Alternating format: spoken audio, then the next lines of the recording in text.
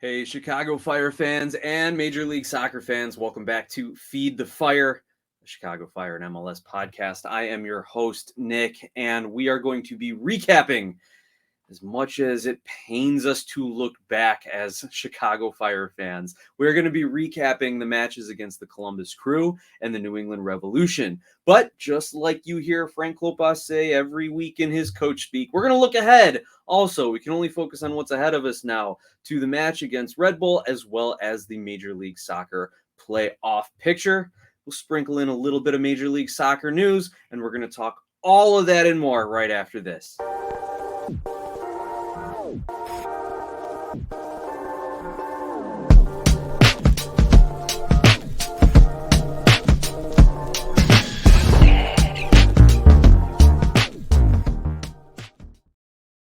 Welcome back once again, Fire fans and Major League Soccer fans, to the Feed the Fire podcast. I'm Nick, and as I mentioned, we're going to take a look at all the action from the Chicago Fire this past week. Their two matches against the Crew and the Revs, and at least we're not talking about the Chicago Bears. I'll just put that out there for a little perspective.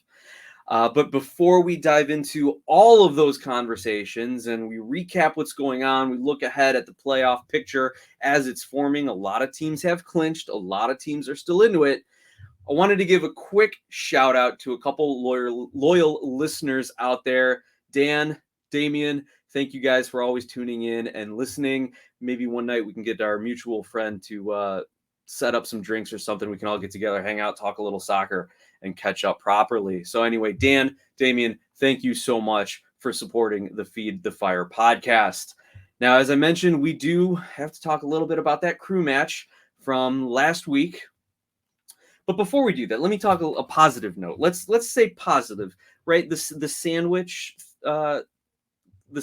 technique. You guys familiar with this? When you need to deliver bad news, you sandwich it between two good things. So before we talk about like the bad news of the Columbus game and the New England game, let's talk about something nice, and then we'll talk about the playoff picture and how the Fire can still technically get into it. So let's sandwich.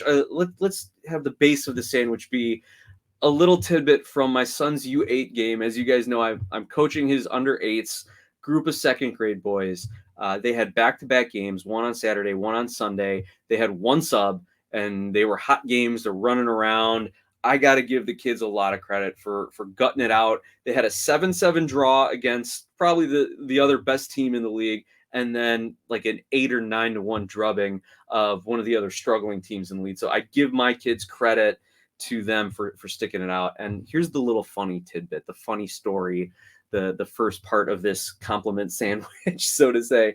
My son plays goalkeeper on occasion, and he started the Sunday match in goal.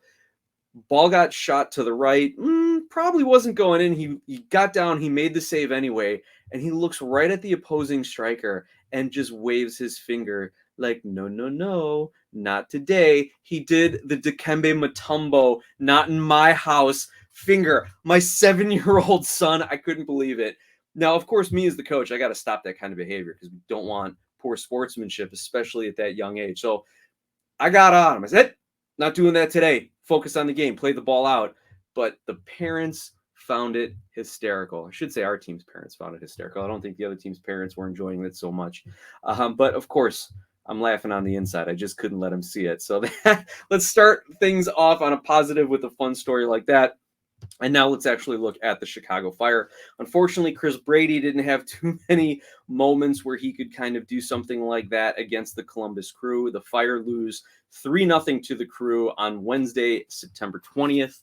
Cucho Hernandez has the hat trick with penalty kick goals in the 18th and the 16th, and then a goal from the run of play, great header in the 23rd.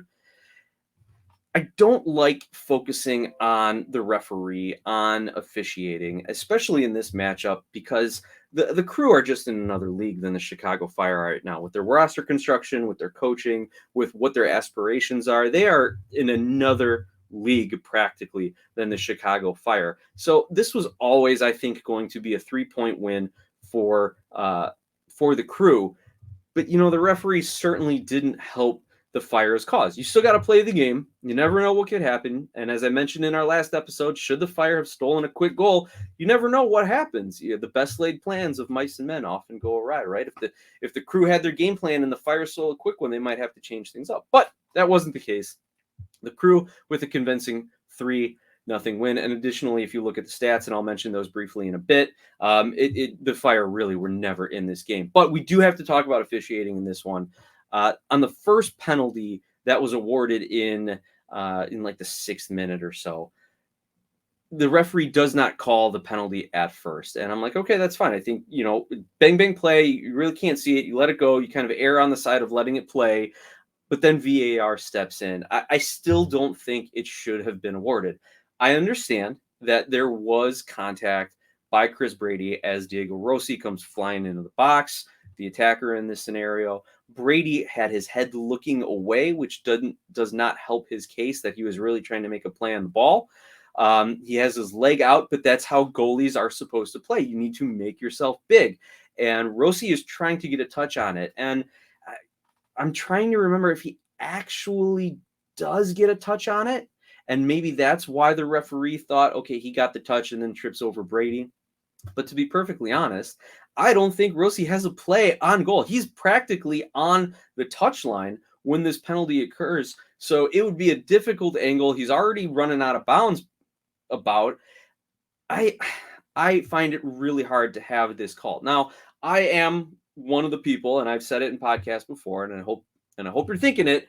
Well, Nick, you're the guy that always says a foul is a foul is a foul. If it's in the box or if it's at midfield, if it's in the first minute or if it's the last minute of the game. And I still feel that way. This doesn't change my opinion on that.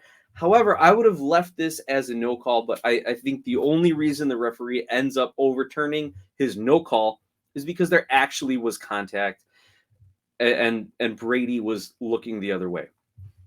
I really don't think Rossi had a play on goal, play on the ball. But if the referee is going to call that a foul, then it should be a foul and it should be a PK fine. I was not a fan of this call, but at least I can understand it. The second one, I can't understand at all. This is just bad officiating for many reasons. And let's talk about that. Because number one, if you're going to call Suke for pulling down an opposing player in the box, that is a denial of an obvious goal scoring opportunity, dog-so. And it's by rule, it's an automatic red card. The referee calls the foul and then gives a yellow card to Suke. So he is already like halfway between two rules, right? Whether it's an intentional foul, it's a dog-so, and a PK in the box. He's in between all of these rules with his ruling.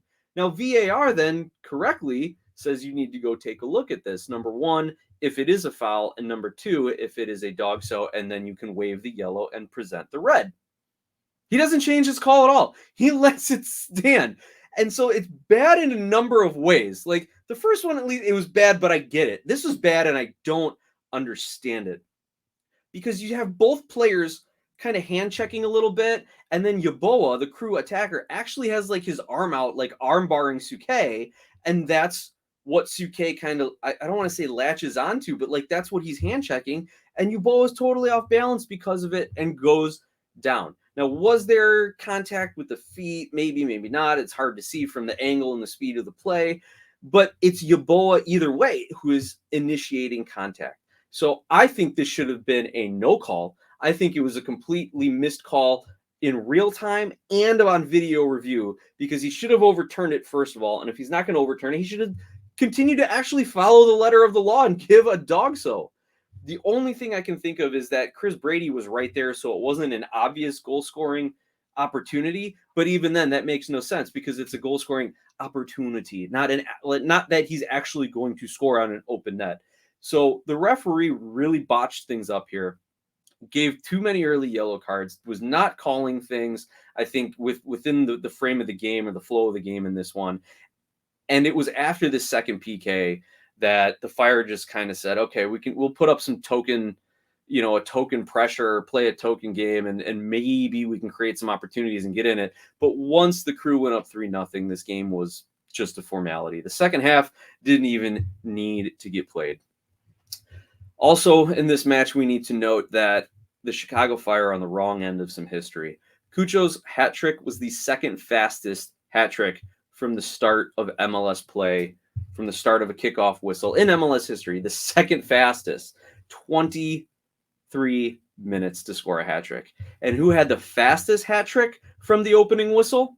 None other than Nashville's Hani Mukhtar, who had 3 goals in the opening 16 minutes against the Chicago Fire 2 years ago. So the Chicago Fire have now given up the 2 fastest hat tricks from opening play in MLS history within a 2-year span. Not good for the history books. And just for you trivia buffs out there, the league's fastest hat trick was scored in just under 5 minutes. So when you're looking at just like actual game time between the first and the third goals, you had Harut Karapetyan of the LA Galaxy back on June 4th of 1998, who scored 3 goals in an under 5 minute span in an 8-1 win at the Dallas Burn. And that Hani Mukhtar hat trick a couple of years ago, he actually did it in about 6 minutes. So the Fire almost hold the record for the worst hat trick defenses in history. Also, some other negative history. I believe this is the club's first 5-game goalless streak in club history. And it's at least the longest stretch of minutes without a goal. So it was over 500 minutes, I believe, without scoring. So just the Fire, we have talked about their offensive woes. Now it is historically bad offense. One other similarity I want to point out, going back to Hani Mukhtar, it was a Hani Mukhtar hat trick at the beginning of this season, and an abysmal Fire performance that got Ezra Hendrickson fired, former head coach. And honestly, it should be this Cucho hat trick and the Fire's absolutely abysmal loss to the Crew that get Klopas booted from the bench. Look, you want to keep him in the organization as an ambassador, as a goodwill guy, or stick him in the front office, have him around, but get him off the bench and please have him stop influencing any of the players. But of course, it's not going to happen. We've got a lame duck front office. Remember, guys, they still think they've got the talent to make the playoffs. But, when your DPs are out and your star midfielder gets hurt, wait, I'm getting ahead of myself. Now, I'll spare you the stats of the match that we usually go over here. But they were some of the lowest stats of the season. 33% possession, 8 shots, only 1 shot on goal, 331 passes. I think maybe that's the second worst on the season, and only 0.4 expected goals. And to put a nice little bow on everything, we're going to have our featured guest, John Donovan, with about a 5 or so minute segment here, recapping all things Chicago Fire versus Columbus Crew. So I will be pausing on the YouTube side of things, so make sure you come along and follow us on Spotify at the Feed the Fire podcast, so you can hear all of John's takes and his commentary. So John, take it away. All right, thank you, John, for your takes on that Fire match against the Columbus Crew. We appreciate you checking in midweek with us, taking some time out of your busy schedule. But I do want to expand a little bit on your DP analysis. You kind of talked a little bit about the disparity in designated player production. You have the Fire whose designated players can't produce anything. Meanwhile, the Columbus Crew lose Lucas Zelarayan and bring in Julian Gressel and Diego Rossi. So again, it gets back to the whole point of the Crew are at a completely different league than the Chicago Fire. But the only kind of bright spot, and we're looking way ahead to the offseason, is the Fire are going to have 1, maybe 2 designated player spots open, depending if the league increases to 4, as it's rumored. But nothing reported out of the league. It's just kind of rumors that are going around right now. But if you are the next general manager of this club, if Heights is fired or transferred to Lugano in Switzerland, or if he's promoted into a position where he can't affect the real day-to-day work, if you are the next GM, at least if I was the next GM, you've got the 1 spot with Doumbia because he's coming off, and I would not re-sign him. He has been a disappointment. You have hopefully a 2nd spot because the league is going to add a 4th. You have Jairo Torres, who I would immediately move, buy out, get rid of. He has been an absolute bust, not just as a designated player, but as a player in general. No goal contributions. Maybe he has an assist. I can't even remember if he got an assist lately. No goals scored and maybe an assist. I don't even think he's been involved in any sort of like key passes or secondary assists or anything like that. So if you get rid, and then transfer Shaqiri over to Lugano, move him to Lugano, get him out of there. At that point, then, Fire fans, you have 3 or 4 designated player spots.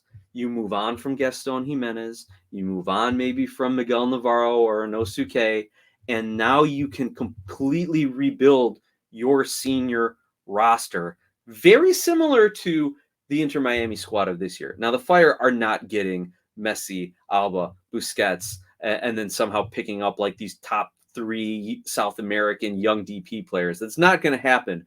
But the Fire can completely turn a roster around if they have a GM with a little of MLS experience. Shit, forget that. Forget even MLS experience. Bring a GM with some pro sports experience. I would even look to Major League Baseball. And I'm getting ahead of my notes here, but the reason is in Major League Baseball, you have your senior team and you need to be in your MLB team, and you need to have a constant management style, playing style, coaching style, business style. The way you do things has to run from your Major League front office all the way through your single A club and all your affiliates. And that is exactly what the Fire need as they're building out their senior team, their MLS Next Pro, MLS Next, and all of their academies. So that could be something. And we'll touch on that later on in this segment with the Revs. Now, the Fire then jumped right back into it on Saturday the 23rd. They had a 2-2 draw with the Revs. And hey, a point stops the bleeding. The goals are scored. They end the goalless drought. We see Gaston Jimenez, quick, transfer him now. He just scored a goal. His value is never as high as it's been lately. Transfer him, move him, do something with him. And then you get Brian Gutierrez on the score sheet. And oh man, just heartbreak for Gutierrez. But before we get ahead of ourselves, what jumped out to me initially in this game was the lineup. The Chicago Fire had 6 substitutes available out of a potential 9. They could have rostered 3 more players and gotten them some senior experience, but did not. There are players on Chicago Fire 2 that need to get experience with the senior team. Now, I know CF2 was playing in Huntsville, Alabama the next day, and I don't know what the travel was like, if they were already out of town or whatever the case is. But what I do know is the Fire as an organization have completely mismanaged their players and their rosters, and they're depriving these MLS Next Pro players of experience. And it's 2 things. 1, it's just incompetence and mismanagement. And 2, it's the front office still thinking they have a shot at the playoffs with the roster they have. Technically, that's true. Technically, they're still alive, as the title of the podcast is. Still alive, technically. But let's be honest, even if the Fire are getting into the playoffs, they are nowhere near the top 4 or 5 teams in the Eastern Conference, and they may get embarrassed out of the playoffs in a first-round exit. Look, they couldn't even beat Montreal or DC, who they're jockeying for position with. And we'll talk about the playoff table in a little bit. The fact is, the Fire front office has no idea what they're doing. They are a lame duck front office by all appearances and by all rumors. These guys are going to they have no power because they're not going to be in these positions very shortly. In my opinion, not soon enough.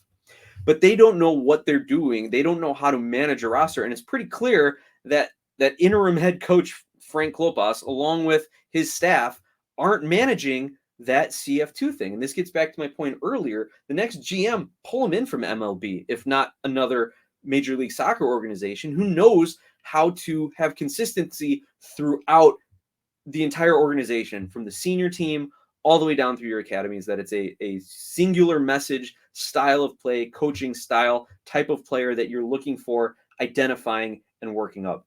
You can't just bring up, oh, this guy's rocking it in CF2, let's move him up, right?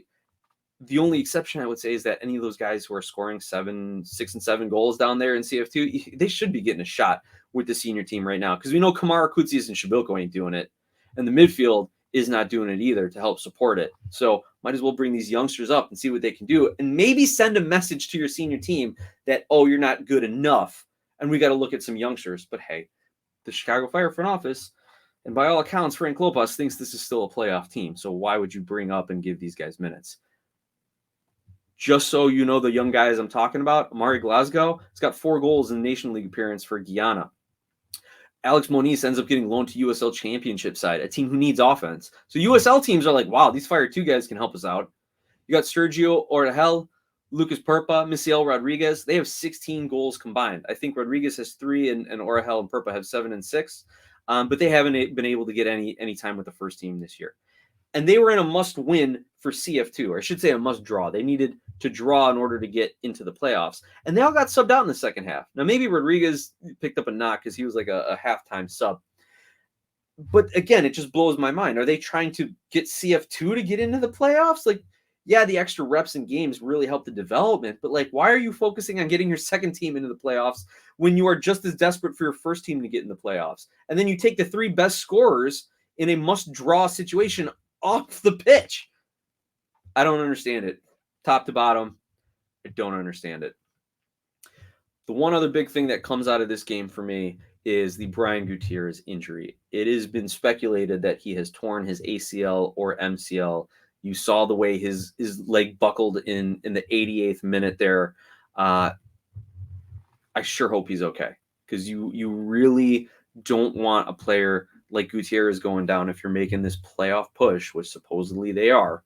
Your heart goes out too for a young player like that, because an ACL tear is a long recovery. Now, I did it playing in law school, playing at Valparaiso University intramurals.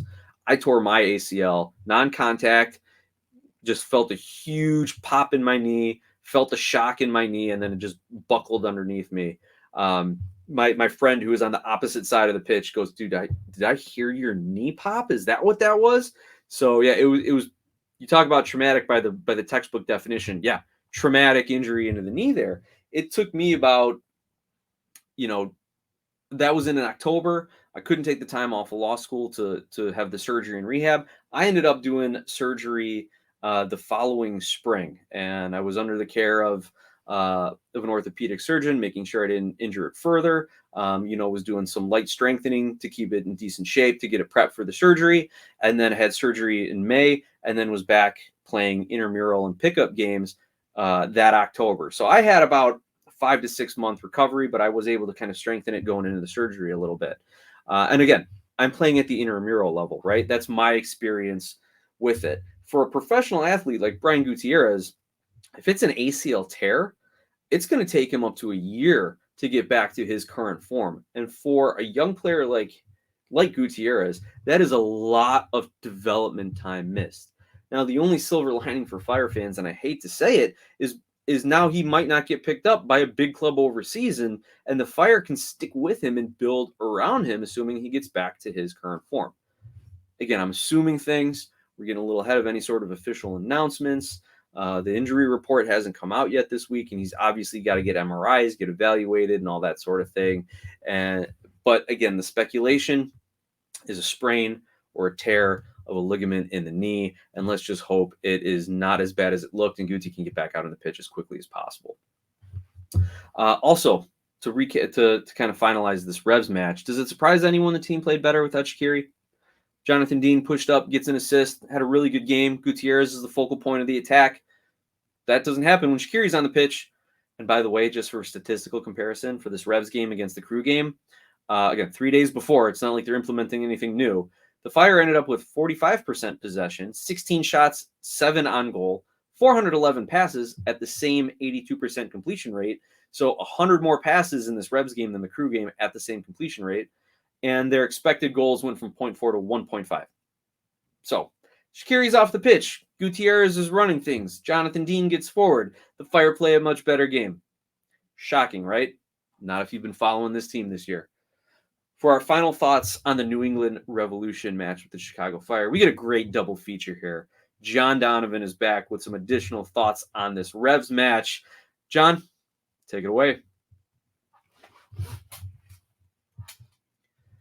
All right, John, thanks again for our double feature tonight. Special treat for all you listeners on the podcast side of things. So if you're listening on YouTube, thank you. Please keep liking and subscribing and sharing the video and sharing the channel with everybody. But also jump on to Spotify. Follow along on Spotify, wherever you get your podcasts as well. Make sure you rate, review there, and then you can get all of John's takes, commentary.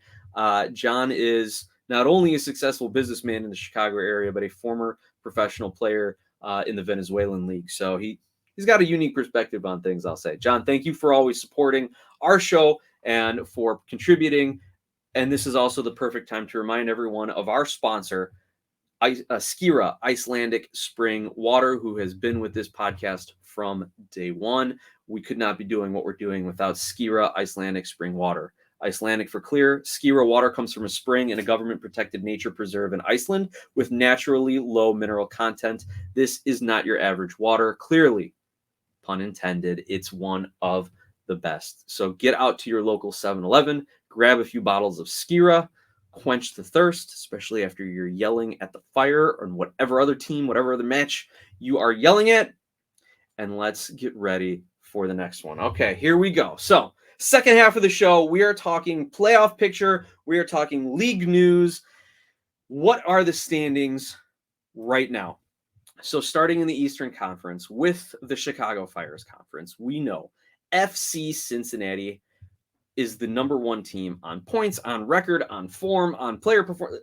Cincinnati is having a fantastic season. Their only kind of blemish on their record is their away record at 5-3-7. However, as long as they're finishing, top in the Eastern Conference, they can rely on that 13-1-1 home record to see them through the playoffs. So Cincy, right now, the team to beat. But we have Orlando, Columbus, and Philadelphia rounding out the top four in the East, and Atlanta and New England in the 5 and 6 spots. With that point against the Fire, the New England Revolution have clinched a playoff spot, and there were quotes coming out of New England and the players saying, this is a huge weight off of our shoulders. With everything they've been through, with the coaching turmoil, with the organizational turmoil, with Arena's investigation and resignation and everything that's come out of that, go back and listen to our last couple episodes if you want any recap of that. For them to clinch the playoffs, huge weight off their shoulders, and congrats to the Revs. So right now, the top 6 teams in the East have clinched: Cincinnati, Orlando, Columbus, Philadelphia, Atlanta, and New England. Nashville is sitting in the 7th spot. They have not clinched yet, but they are 7 points ahead of 8 and 9, Montreal and New York City, who are in that wild card spot for the privilege of playing against FC Cincinnati. Just on the outside looking in, DC United with 36 points, then Red Bulls and Fire in 11 and 12 on 34 points, Charlotte and Miami on 33 and 32 points. You've got Toronto in 22 points in the 15th spot. They are mathematically eliminated from the playoffs. TFC is out, and I think it's a merciful ending for TFC fans that they can now just kind of start looking to next season. I mean, with only 4 wins on the season to date, with a negative 24 goal differential, they have not won an away game this season. Not that that's an easy thing to do, but even New York City has 1. Red Bulls have 2 away wins. Most teams have 3 or 4 away wins. No away wins for TFC. But let's get back to the playoff picture. Again, we've got 8 through 14, 37 to 32 points. That's a 5-point gap. So the question remains is, can Miami or Chicago or Red Bulls kind of jump up and catch New York City and Montreal? And Chicago is in a very unique position to do just that, assuming they can actually pull themselves out of this offensive malaise that they've been in for, I don't know, the whole season, but especially the last several games here, because Chicago still has 4 remaining games against all these teams that are below them. They play Red Bulls this upcoming weekend at New York on the 30th. Then they're home against Miami on October 4th, home against Charlotte on October 7th, and they finish the season at New York City. All 4 of these teams are below the Fire. If the Fire can take points in all of these games, I'm not saying you got to go out and win everyone, but I think they need, at least 6, maybe 7 points at least to get into that playoff position and kind of take some of the determination out of other teams' results. So they could get this 3 points at New York, both New York teams. They could get that draw with Charlotte. And hey, if Messi and Jordi Alba have left it all out on the field going and playing in the U.S. Open Cup, you never know what that lineup is going to look like. If Miami says, hey, if Tata Martino says we're going to save our legs, we're going to win Leagues Cup, We're going to win US Open Cup. And then if we don't make the playoffs, whatever, we still got 2 trophies and we'll start fresh next season. That's possible if he starts shutting down some of his starters.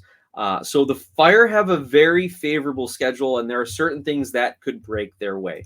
But that is in the Eastern Conference. The first team they got to come up against is Red Bull New York. Again, Saturday, September 30th at Red Bull Arena.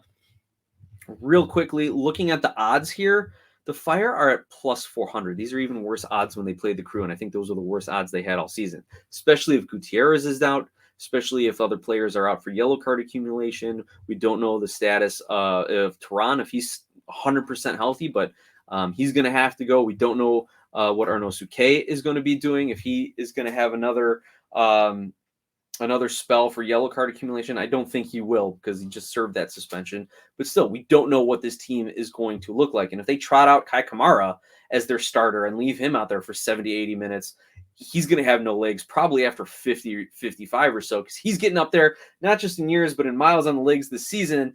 And I know they wanted to break that record and move into second place behind Chris Wondolowski for all-time goal scorer in MLS, but the team's just not good enough to get him the assists.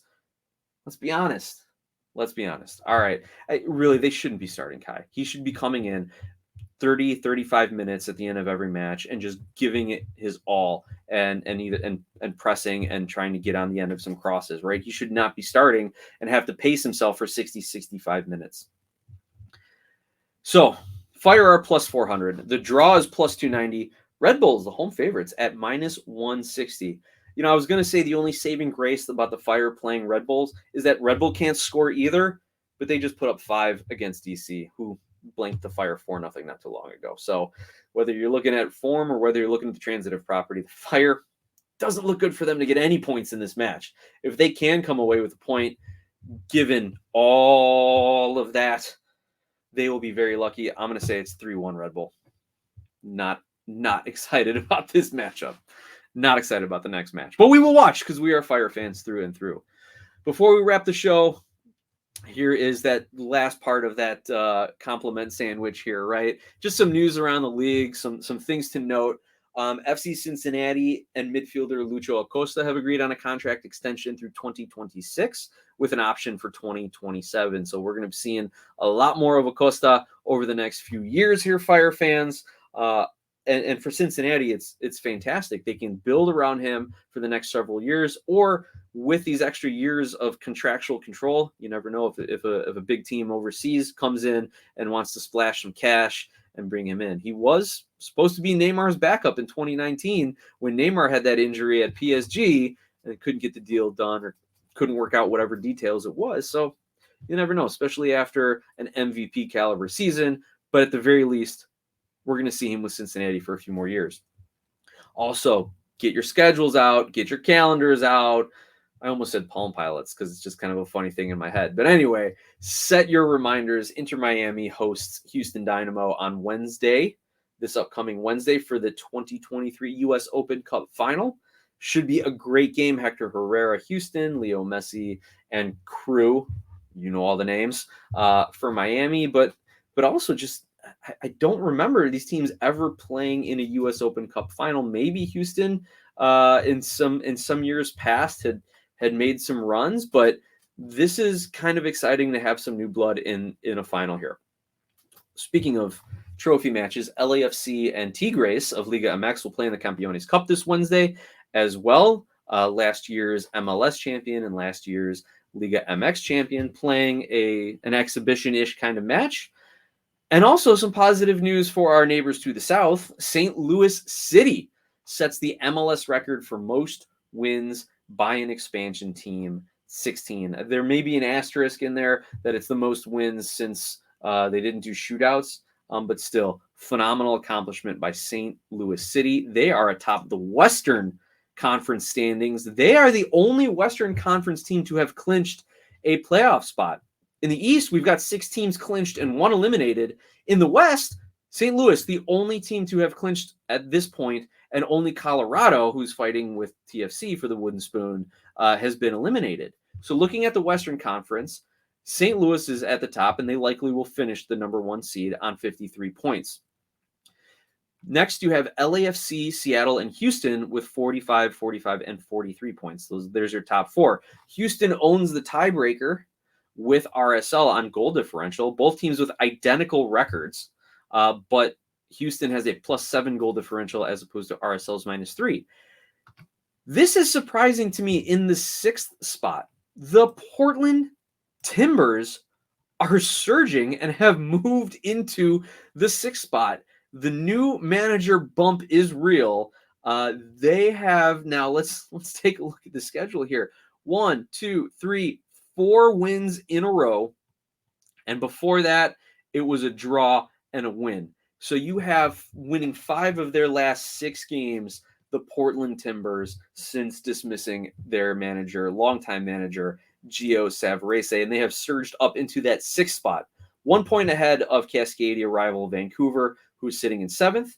You've got the San Jose Quakes in 8th with Dallas in 9th. So there's your playing game, your wild card game, San Jose Dallas right now. And then on the bottom half looking in, Kansas City, Minnesota, Austin, and the Galaxy still technically in it. And so are the Fire.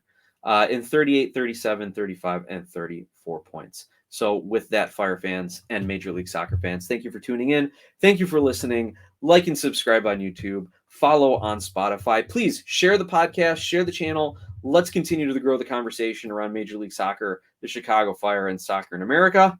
And one more time, let's go Fire.